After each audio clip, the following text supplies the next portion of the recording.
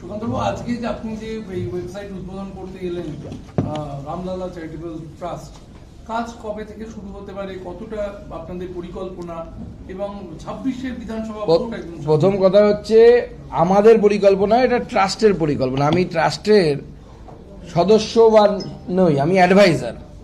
তো স্বাভাবিকভাবে যখন মুর্শিদাবাদ থেকে সাধারণ মানুষের দাবি এসেছিল যে এখানে একটি রাম মন্দির প্রতিষ্ঠা করা হোক, আমার মনে হয়েছিল যে যদি মুর্শিদাবাদে বাবরের নামে মসজিদ তৈরি হতে পারে, তাহলে রামলালার নামে বা রামের নামে অবশ্যই মন্দির তৈরি হওয়া উচিত।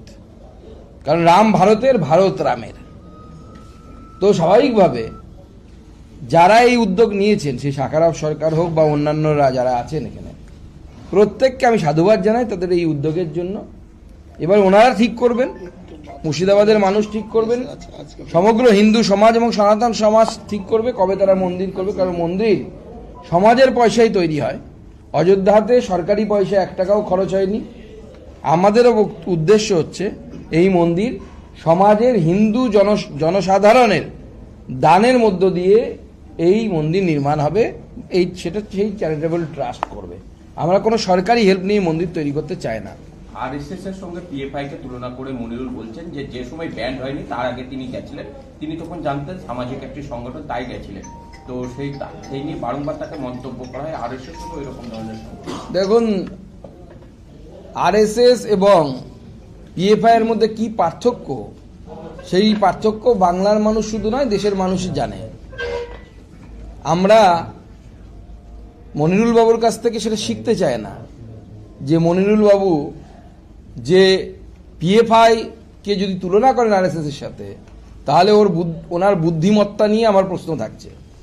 দ্বিতীয়, পিএফআই যে সাম্প্রদায়িক কাজকর্ম করে এবং ভারত বিরোধী কাজকর্ম করে, সেই ভারত বিরোধী কাজকর্মের সাথে যুক্ত পিএফআই এর বহু তথ্য প্রমাণ পাওয়া গেছে, বহু নেতা এই মুহূর্তে জেলের ভিতরে। প্রশ্ন হচ্ছে, উনি ব্যান হওয়ার আগে গেছিলেন। আচ্ছা, যে সমস্ত লোকেরা ওই পিএফআই এর কর্মকাণ্ড করেছিল সুন্দর পোশাক পরে বলতে ইন দ্য সেন্স যে একদম ম্যাচিং পোশাক উপরে নিচে, বড় জুতো পরে লেফট রাইট করেছিল, তারা কোথায় উবে গেল? তাদেরকে কেন গ্রেপ্তার করা হলো না? পশ্চিমবঙ্গের যে হেড পিএফআই এর, সেও বাইরে থেকে গ্রেপ্তার হয়েছিল। পশ্চিমবঙ্গ থেকে একটা সংগঠন ব্যান হয়ে গেল, অথচ গোটা ভারতব্যাপী ব্যান হয়েছে, অথচ পশ্চিমবঙ্গে তার ইউনিট চলেছে, লাইভ ইউনিট। সেই লাইভ ইউনিটের কেউ এখনো পর্যন্ত গ্রেপ্তার হলো না। তাহলে তারা এখনো কি মুর্শিদাবাদে আছেন? তাদের সাথে কি মনিরুল বাবুর কি এখনো যোগাযোগ আছে? ফোনে কথাবার্তা হয়? এগুলো তো তদন্ত করা উচিত, এই জেলার পুলিশেরই করা উচিত। না পারলে পরে এনআইএ করবে, প্রয়োজনে কান ধরে টেনেও নিয়ে যাবে, চিন্তার কিছু নেই। যেখানে থাকার ওনার সেখানেই থাকবেন উনি। জলপাইগুড়িতে বিস্ফোরক অভিযোগ উঠে আসছে। মেডিকেল কলেজের অধীনে থাকা মাদার অ্যান্ড চাইল্ড হাব চত্বরে পরিত্যক্ত জায়গায় সদ্যজাত শিশুর মাথা। পরিবারের দাবি, দেহাংশটি কুকুরের মুখে টেনে এনেছে, এমনটা তারা দেখেছেন। তারপর চাঞ্চল্য ছড়িয়েছে, ব্যাপক উত্তেজনা। ঘটনাস্থলে কোতোয়ালি থানার পুলিশ। দেখুন, জেলায় জেলায় যে মেডিকেল কলেজগুলো তৈরি হয়েছে, এই মেডিকেল কলেজগুলো নীল সাদা বিল্ডিং ছাড়া আর কিছু নয়। এই মুর্শিদাবাদ বলুন বা কলকাতা থেকে যতটা দূরে যাবেন, বা জলপাইগুড়ির ঘটনা আপনারা বললেন, জলপাইগুড়ি বলুন, প্রত্যেক জায়গাতে শুধু বড় বড় নীল সাদা বিল্ডিং তৈরি হয়েছে। এবং এখানে পরিকাঠামো বলতে কিছু নেই। না ডাক্তারবাবুর সংখ্যা ঠিক আছে, না নার্সের সংখ্যা ঠিক আছে, না বেডের সংখ্যা ঠিক আছে। এবং আপনি যেদিনই যান বেড পাবেন না, মাটিতেই আপনাকে শোয়াবে। বেডে রাখার কোনো চান্স, থাকার আপনি কোনো চান্স পাবেন না মেডিকেল কলেজগুলোতে। এই ভয়ঙ্কর পরিস্থিতি। তো এটা কোনো অস্বাভাবিক ঘটনা নয়, এর আগেও এই ধরনের ঘটনা ঘটেছে বিভিন্ন মেডিকেল কলেজে। কুকুর ঢুকে পড়া, কোথাও স্যালাইন, ফাঙ্গাস আলা স্যালাইন দিয়ে দেওয়া, এই ধরনের একের পর এক ঘটনা ঘটেছে। ভাঙড় উত্তপ্ত, আইএসএফ বনাম টিএমসি লড়াই ভাঙড়ে। আইএসএফ ভার্সেস টিএমসি, গুলি বোমা চলেছে বলে এলাকার মানুষের দাবি। ফের উত্তপ্ত। ওখানে শওকত মোল্লাকে অভিষেক দায়িত্ব দিয়েছে, অভিষেকই তো এগুলো করায়।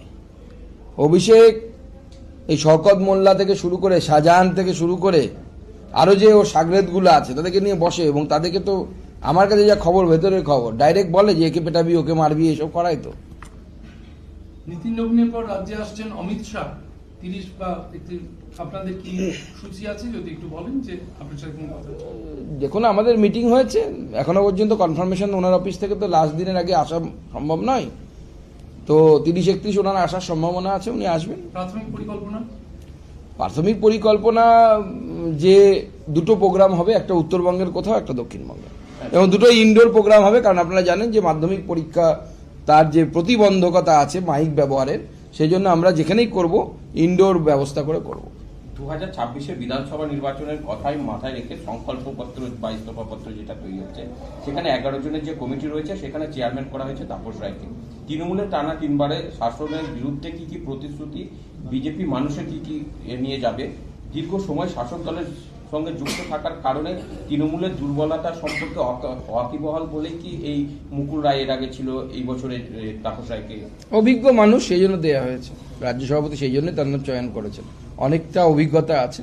তার সাথে সাথে অন্যান্যদের টিমও আছে, আমাদের অশোক লাহিড়ী সাহেব থেকে শুরু করে, অগ্নিমিত্রা পাল থেকে শুরু করে, বৈশালী ডালমিয়া, শিশির বাজরিয়া, অর্থাৎ সমাজের বিভিন্ন ক্ষেত্রে এনাদের মূলত কাজ হচ্ছে সমাজের বিভিন্ন স্তর থেকে সাজেশনস নেওয়া।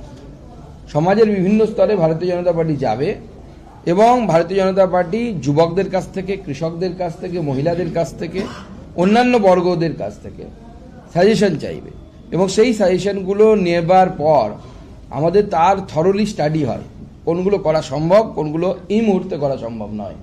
সেইগুলো যেগুলো করা সম্ভব ভারতীয় জনতা পার্টি সংকল্পপত্রে সেগুলোকে স্থান দেবে।